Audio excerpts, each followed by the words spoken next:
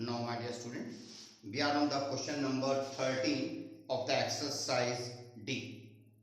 Yesterday we attempt up to exercise D, question number 11. Question number 13 is there कि one person went to market. Step by step I will read and step by step I will solve. One person went to market. Few articles are available at the rate of 450. यानी कि cost price of one article is 450. He decided to purchase the 30 articles.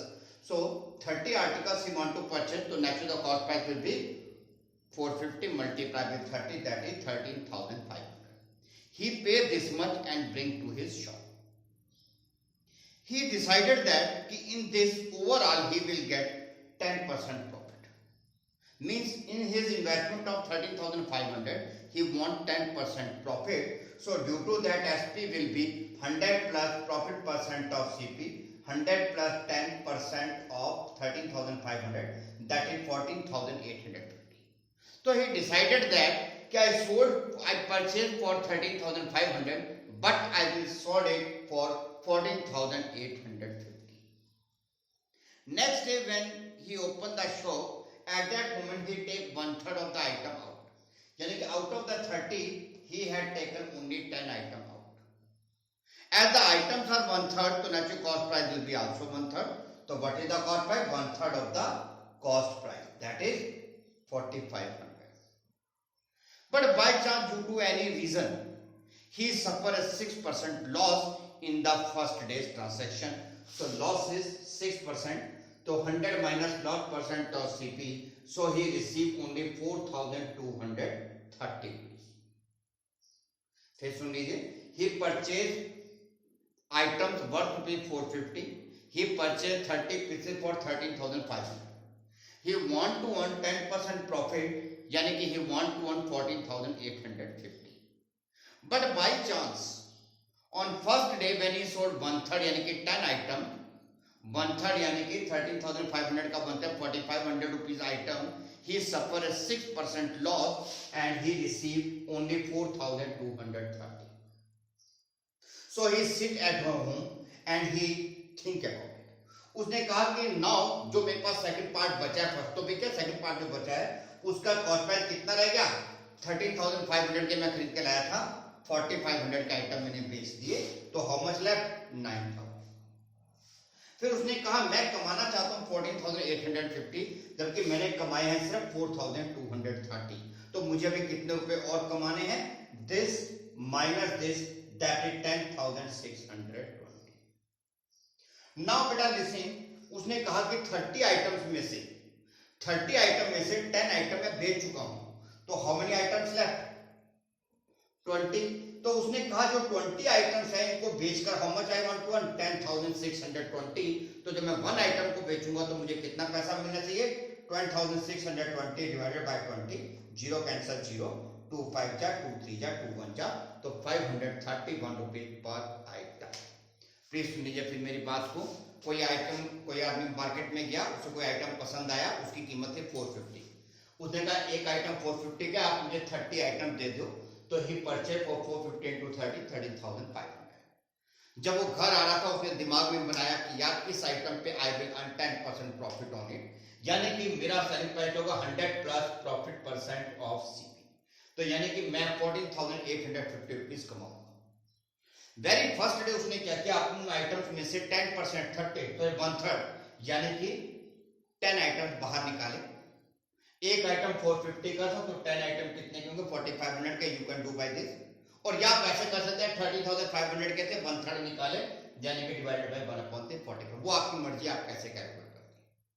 When he start selling, then he unfortunately he receive a 6% loss, यानी कि 100 minus 8% of CP. His selling price of that day is 4,230. फिर उसने घर में बैठ के सोचा कि यार मैं कमाना तो चाहता था 14,850 और मैं कमा पाया हूं सिर्फ 4,230, यानी कि मुझे अभी कितने रुपए और अर्न करने हैं? He has to earn 10,620 rupees more. और उसने 30 आर्टिकल्स में से 10 आर्टिकल्स बेच दिए हैं, तो अब आर्टिकल्स उसके पास कितने बचे हैं? 20. अब from the 20 articles he want a selling price of this, So naturally for one article how much divided by this, so he will receive 531 rupees for that item. I hope you understand. Now my dear students, several times when you are going for the online shopping or you are going to the different malls, what you are getting that they are mentioning that this plus this percent discount, this plus this plus this percent discount. जैसे देखते हैं 50 plus 50% discount. अब 50 plus 50 आम आदमी का 50 plus 50 100% discount तो मतलब क्या चीज फ्री होगी, बट एक्चुअली जब आप जाते हैं तो फ्री में तो कुछ नहीं मिलता. ओके, जो फ्री मिलता है वो साथ में वैसे होता है कि on purchasing of this you will get this as a gift. तो मेरा कहने का मतलब यह है कि several times we are giving you a 2 or 3 or 4 discount, then what is the actual output of that discount series? Now we are going to discuss in this question. So in this question they are saying that कि we are giving you question number 15 and 16 almost same. So let us assume rupees 100. Let mark price is rupees 100. In the first case he gives the discount of 20% and 12%. तो naturally फिर हमने कहा कि भाई हमारा formula 100 minus D percent off mark price. जब एक discount होते हैं तो 100 में से एक बार माइनस करते हैं, जब दो होगी तो 100 में से दो बार माइनस करेंगे. 100 minus D percent, 100 minus D percent off mark price. तो now 100 will cancel 100, 0 will cancel 0, 88 8 just 704 it cancel बैठ गया 70.4. यानी कि जो 100 रुपीज जिसके मार्क प्राइस थी उसका सेलिंग प्राइस है 70.4. It means he is getting a discount of rupees 29 rupees 60 पैसा. और जब बात 100 की होती है तो automatically we get the percentage. So due to that discount percentage 29.6%. Please अगर आप मार्क प्राइस को कुछ भी मानेंगे लाइक एक्स वाई जेड 1 2 5, तो इन दैट केस आपको परसेंटेज कैलकुलेट करेंगे. लेकिन जब आप 100 एज्यूम करेंगे तो आपकी परसेंटेज ऑटोमेटिकली आपको मिल जाएगी. So due to that I had taken 29 rupees 60 paisa on 100 rupees, so I write directly 29.6%. Now third part, discounts are 20%, 10%, 5%. So I apply the formula SP is equal to 100 minus 20, 100 minus 10, 100 minus 5% of mark price. After cutting and calculation, it is 68.40. तो naturally 100 rupees का जो item था third case में मुझे कितने का मिल रहा है 68.40, यानी कि मुझे 31 रुपीज 60 पैसा का डिस्काउंट मिल रहा है. आई am getting a discount of 31 rupees 60 पैसा. और क्योंकि बात 100 की है तो नेचुरली मैं discount percentage 31.6%. Now question number 16 is also same. So due to that I assume in the same manner mark price is equal to 100. Now discounts are 80 तो 100 minus D 1%, 100 minus D 2% of mark price calculate किया तो कितना answer आया 4. यानी कि 100 rupees वाला item 4 rupees का मिल रहा है. तो यानी कि how much discount 100 minus 4 that is 96 rupees. What is the discount MP minus selling price 96. और बात क्योंकि 100 की है तो अवर 96 is also a 96% discount. Now second case, discount percentage 60, discount percentage 80. तो naturally 100 minus D 1%, 100 minus D 2% of mark price calculate किया तो answer आया 8 रुपीज. तो यानी कि 100 रुपीज वाला जो आइटम था now it's a selling price is 8. तो हाउ मच डिस्काउंट 100 माइनस 8 92. और क्योंकि 92 रुपीज के डिस्काउंट है इन केस ऑफ 100 तो मैं discount percentage 92% that I had written here at the side. तो याद रखिएगा व्हेन एवर 2 3 4 5 जितनी मर्जी वो डिस्काउंट देंगे तो सिंपली आपका फॉर्मूला वही रहेगा. बस फर्क सिर्फ इतना है as much as discount they will give that much time you will subtract and multiply. Okay, and what is the overall discount naturally MP minus SP. ठीक, this is the question of 100. So directly I am getting the percentage.